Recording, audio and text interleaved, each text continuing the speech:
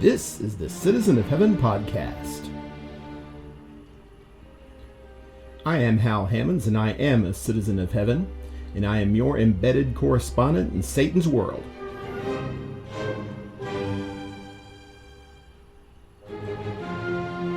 I bring you this message of hope today from Pensacola, Florida. This is report number 23, dated September 10th, in the year of our Lord 2019. I bid God's grace and peace to all my fellow sojourners here in this earthly plane. I remain sound in body, alert in mind, and energized in spirit. I'm pleased to bring you this report of my recent labors in the Lord. Here's a synopsis.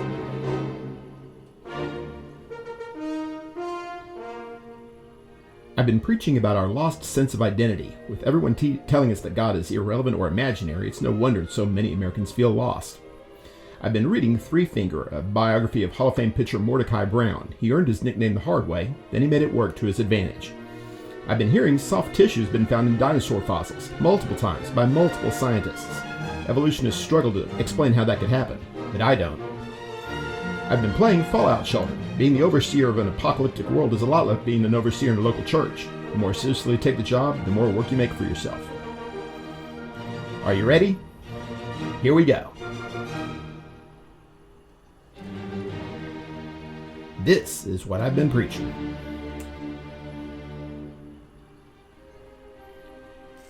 The last couple of weeks on the podcast, I've been discussing the impact of godlessness in our society. And by godliness, I don't mean immorality. That's a different issue.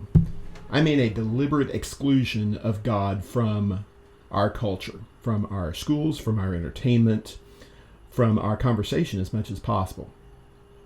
And when it is included, generally it's of a dismissive kind of way. You don't typically see positive role models as preachers or evangelical type Christians. If you see a priest on TV, invariably he's a pedophile or something of that nature.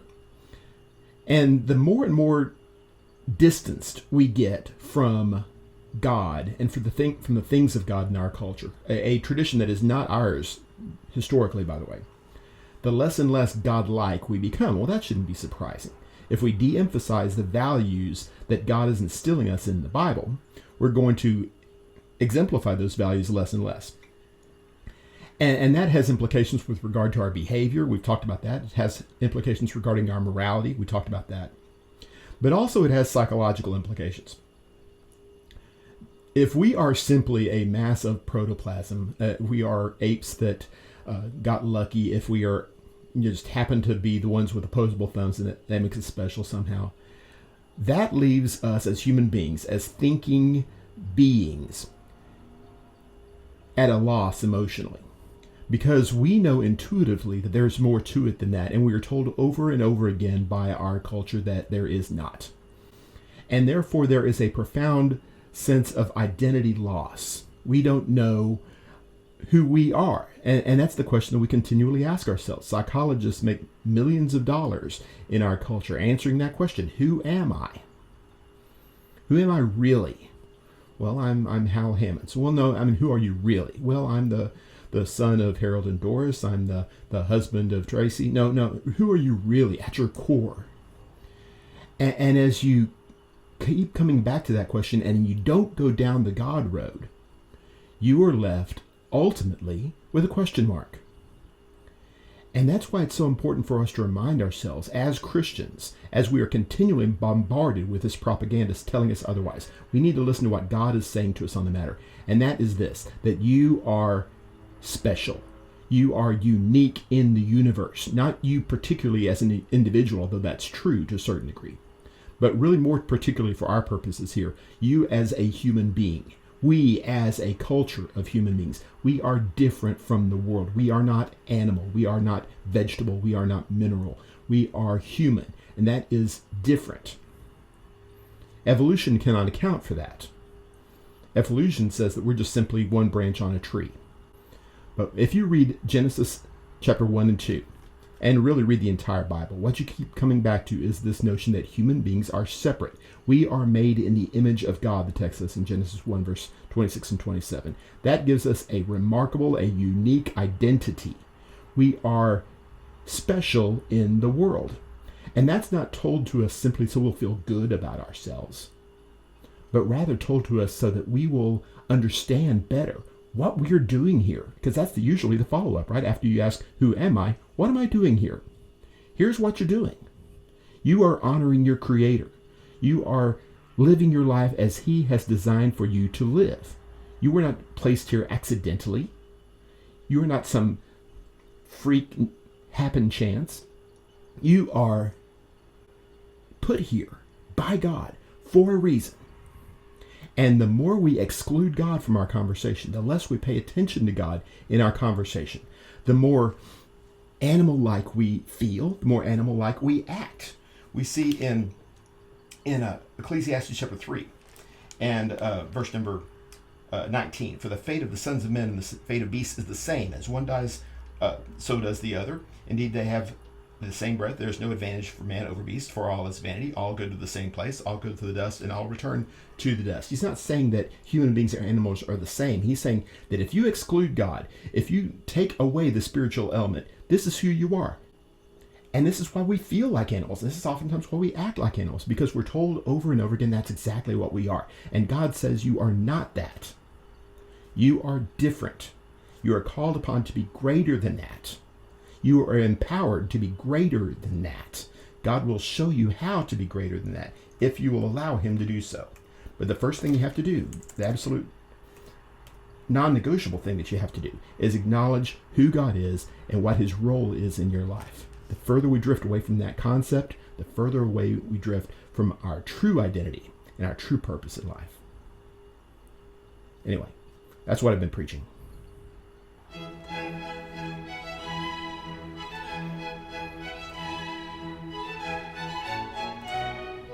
This is what I've been reading.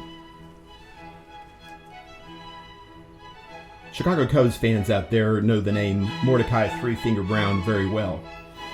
He's a pitcher in the early part of the 19th century, one of the early greats in Major League Baseball. Mordecai Brown was, I guess you might say, afflicted. In retrospect, maybe not so much. But as a child, he was engaged in an accident, and a piece of machinery cut off most of his index finger on his right hand and severely damaged his middle finger as well.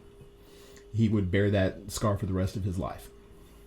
If you're looking at the video, that's kind of what it looks like. There's a picture of it on the biography that's written by a couple of his grandchildren, Sidney Thomason and Scott Brown, of his life. That would presumably rule out any kind of career in baseball. As it turns out, it started his career in baseball. He really wasn't much of a player before then, although all children played around at baseball back then. But before too long, he was learning to compensate for his so-called disability and realizing if I throw the ball straight, it's going to drift a little bit, so just aim a little bit to the side and it's going to drift into the place that I want it to go.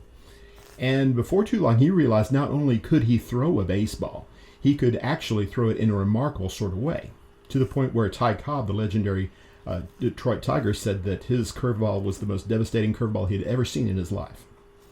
And he's thrown it with 3 fingers. The opponents at one point of the Chicago Cubs, some in the media were suggesting maybe what we ought to do is try to find pitchers that only have 2 fingers. Maybe that would make it better. I'm not suggesting necessarily that Mordecai Brown would not have been great under normal circumstances. What we are saying is that he was able to use his so-called affliction and accomplish something remarkable. And it looks that much more remarkable because of what he had to put up with. He finds a way to turn his disadvantage into an advantage. This is what the Apostle Paul talks about consistently throughout his writings. He talks about the problems and the woes and the difficulties it has in his life. He catalogs a bunch of them, especially in the book of 2 Corinthians. And he gets to the climax of the book in chapter 12. And he talks about this thorn in the flesh that he's been given. And you can look at that as being any number of things. I personally think that in that context, he tells us what that thorn in the flesh is. He talks about afflictions and persecutions and the trials that he's run across in his life. And he tells us in those situations that he asked the Lord for relief. He asked for for comfort. He asked for the thorn to be removed. And Jesus said, no. My grace is sufficient for you, Jesus said. And he said that I'm well content with afflictions, with persecutions. All these things that are part of my life, which ordinarily be seen as a bad thing, I am happy to have them. I will bear them graciously. I will bear them joyfully, because those situations in my life become opportunities to trust in Jesus that much more. And there are any number of situations that we can run across in our life that may seem on the surface like they are disadvantages. And if we allow them to beat us, they will beat us. And we all have them. Maybe it's a monetary thing, maybe it's a physical thing, maybe it's a health thing, maybe it's a family thing, whatever it happens to be. There is something in your life that would seem on the surface to mitigate against your ability to serve God effectively, to be a Christian in this world. I just don't have the right kind of contacts. I don't have enough money. I have so many personal problems that I'm wrestling with. I don't doubt that any of those things are true. But what I am saying is this. If you will commit yourself first and foremost to his objectives, to his goals for your life, seek first the kingdom and his righteousness, Matthew 6, verse 33. God has a way, an amazing way, of turning these so-called disadvantages into advantages, that you can become stronger in the faith. You can become a better example. I have known in my life of people, many of them women, many of them elderly, who would seem on the surface to have very, very little to offer the Lord, very, very little to offer the people of God, much like the widow with the 2 mites that Jesus encounters in Luke chapter 21. But what they have, they give completely and they give joyfully. Sister Mildred Sanford, I'll remember till the day I die, coming to church services at the end in a wheelchair because she couldn't get there any other way, and she was determined to get there, with crippling arthritis in her hands, somehow managing to put a pen in there and scribble out a note to those who were not able, because of medical reasons or whatever, to come to worship services. What an incredible example that is. Well, an ordinary person, a person with 2 functioning hands, can't do that. Only someone who's crippled, only someone who's disadvantaged, so-called disadvantaged. And on the day that we quit wallowing in our disadvantages, our so-called disadvantages, our handicaps, and instead embrace them for what they are, simply challenges or opportunities, whatever you want to call them, and use whatever God has given us to his glory, we can be in the Hall of Fame, if you will. People can talk about us like they talk about the people in Hebrews chapter 11, about Noah and Moses and Joseph and so many great ones of the faith. Many of them cataloged there, many of them not, that serve as examples to us, not because of what they had, but because of what they didn't have, and were able to turn a profit to the Lord anyway. That can be our story. People can sing our song. People can write biographies about us one day, if we will give ourselves wholly to the Lord, with whatever, however much or however little that may be. We can do this. Anyway, that's what I've been reading.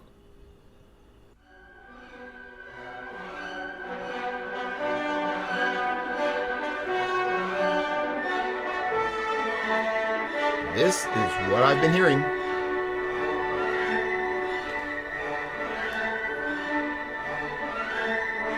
If you do a YouTube search of the name Mark Armitage, you'll likely find a variety of videos that have been posted about him, by him, about soft tissue. Mark Armitage was the researcher at Cal State University at Northridge in, I think it was 2015, when he was in Montana and he found dinosaur fossils that still had soft tissue in them. He was not the first one to find it. He was the first one at Cal Northridge to find it. And make a long story short, they fired him for it a couple of years later when he published his findings and insisted on being taken seriously. And eventually he sued them and won and was paid $400,000 to go away quietly. He still continues to do his work. The idea of soft tissue is kind of a devastating blow to the idea of long-term millions of years of evolution. If you're not acquainted, I'm kind of a science geek, and so I apologize for my geekiness here. But soft tissue is that which has not been fossilized. You may not think of a bone being soft or even cartilage being soft necessarily, but it's not rock. It's not made out of rock anymore, which is what a fossil is. A fossil is rock that has taken the place of a bone or whatever. Soft tissue does not survive very well. If you want to find out about that, you try to make a fossil by throwing your leftover chicken bones out in the backyard and see what happens. After a few days, they're going to be either gone completely or picked clean by ants or what have you. It's not going to survive, and it's certainly not going to turn into a rock. That's not how fossils happen, and nobody believes that that's how it happens. Fossils happen when they're exposed to the elements and preserved by the elements, which is a relatively rare kind of thing, and I'm not qualified to speak to that directly here. The point being that traditionally this is seen as a long, drawn-out kind of process, and it takes millions and millions of years for the fossil record to create itself, basically, if you believe in the standard Darwinian evolutionary theories and similar theories. Soft tissue in a fossil that supposedly is 65 million years old puts the lie to the entire process. There's no way cartilage can remain cartilage. There's no way red blood cells can continue to exist if this has been fossilized for millions and millions of years.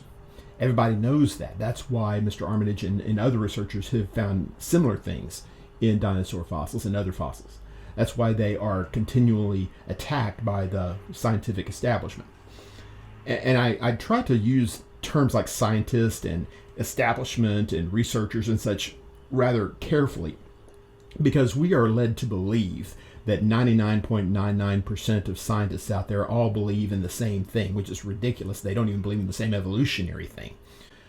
And they certainly are not all evolutionists. There are thousands and thousands of researchers like Mr. Armitage and others as well, who are doing tremendous research. I've referred to ICR.org, that website. Bible.ca is another great one. There are places that you can go, even in our era of oppressive minimizing of such things on social media and whatnot. You can find this information out there. The internet's a big, big place. They haven't excluded all of our stuff yet.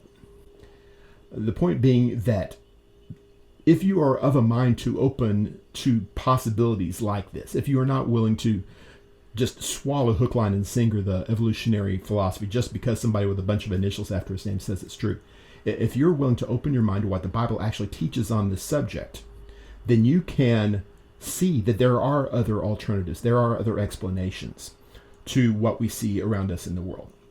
That the settled science thing is not nearly as settled as people might think. And this is an important message for us as Christians in Satan's world, because it is very easy for us to just assume that the Bible is wrong, or that we're misunderstanding the Bible, or maybe we need to read parts of the Bible a different kind of way. And I don't doubt that there are literal and figurative parts of the Bible. I don't doubt that at all. I understand that. But I also understand this. When the Bible tells us that such and such happened, that it gives us a historical record, and we choose not to believe that record simply because it's inconvenient, because some scientist tells us that it happened some other way, we are setting ourselves up for a world of hurt. We need to understand that the Bible is going to be accurate in its telling of history. And the Bible history tells us, Exodus chapter 20 and verse number 11, "For in 6 days the Lord made the heavens, the earth, the sea, and all that is in them, and rested on the seventh day. Therefore the Lord blessed the Sabbath day and made it holy." The 7-day week that we have, that was preserved throughout history, that every culture acknowledges, by the way, comes from the 7-day creation, comes from Genesis chapter 1. The text says that God worked for 6 days and rested on the seventh. I can't give you a full, complete explanation as to why God did it that way, other than maybe this is all it is, to give us an example, to show us this is how you organize your day, this is how you organize your week, and you make sure to give me honor because of what I have done for you. And he goes out of his way here in the giving of the 10 Commandments to say that 6 days, God created everything. This does not leave any kind of room for any so-called gap theory or anything else where God started the creation and kind of stopped the geological clock or whatever. Everything that we have here in this world is a product of those 6 days. And there is compelling evidence from the scientific community that that is in fact true. We could talk about the collection of cosmic dust on the moon. We could talk about the decay of the magnetic fields on Earth, and talk about the collection of helium and hydrogen, and there are all kinds of dating methods. I've seen as many as 100 different dating mechanisms that are every bit as accurate, if not more accurate, than the ones that you hear about so much in the scientific community that supposedly prove an ancient Earth. And these methods say, no, that's not true. The Earth is actually relatively young in an evolutionary sense anyway. Certainly not billions and billions of years old. The Bible actually tells us what happened, where we came from. We can believe the Bible. We don't have to reject the Bible simply because science supposedly has proved it wrong. That is not true. Do your research. Think for yourself. Anyway, that's what I've been hearing. If you want to stop listening at this point and go your way, I hope you've found the message instructive, inspiring, and most of all, faithful to God's Word. Please don't forget to like, rate, share, subscribe, and follow. But if you stick around for a few more minutes, I would like to share with you a way to amuse yourself in a wholesome manner while waiting here in Satan's world, and perhaps pick up a spiritual point or two in the process. This is what I've been playing. Well, I'm back to playing Fallout Shelter again. Keep trying to quit, I keep coming back. I'm like most people. When I got a smartphone, I realized, hey, I can amuse myself with this thing. I can download a game and play this game during my off time, if I'm waiting in line at the DMV, or if I'm not interested in the TV show that the kids are watching, whatever it happens to be. I can get my phone out and play this game and just kind of halfway entertain myself, just kind of filling the time, as it were. Fallout Shelter is one of the games that I stumbled across as far as this goes, and I found it fascinating because I love this idea of building something. I love creating a culture. I love watching it thrive and develop. Fallout Shelter is part of a whole cosmos of games and of literature, the Fallout thing, where there's been an apocalypse. The world is uninhabitable, and now we are in a cave. We're carving out a shelter for ourselves, and we're trying to make it the best shelter we possibly can. And so therefore we're collecting food, and we're collecting water, and we're collecting power, and trying to create a little life for ourselves. And that involves sending explorers out there to find stuff out there in the dangerous world. That means fighting off the rad roaches and rad scorpions and invaders that come in to try to steal our space and steal our things. And well, it involves having babies too. We avoid the graphic nature of some of the literature that's out there. We don't get anything gross about this, but there are men and women, and there are new generations that are born in the Fallout Shelter. And I take great pride when I'm playing this game in keeping things decent and in order. You don't have to, but in my mind, if you're going to have babies, you ought to get married. And so I name these people. I even mostly name them after Bible characters if I can. And I make sure they have the same last name, and they have babies, and then those babies have babies too. And they keep the family going like that, making sure everything is above board and proper, as much as possible anyway, as much as you can. It becomes a bit of a challenge when you start getting up into larger and more successful shelters. If you once you get to about 50 or so, it becomes problematical. Keeping track of everybody, make sure everybody has a job, making sure everybody's productive and healthy and such. You get over 100, it becomes almost unmanageable. I've gotten to as much as I think 157 or so. I'm sure that's far, far short of a record.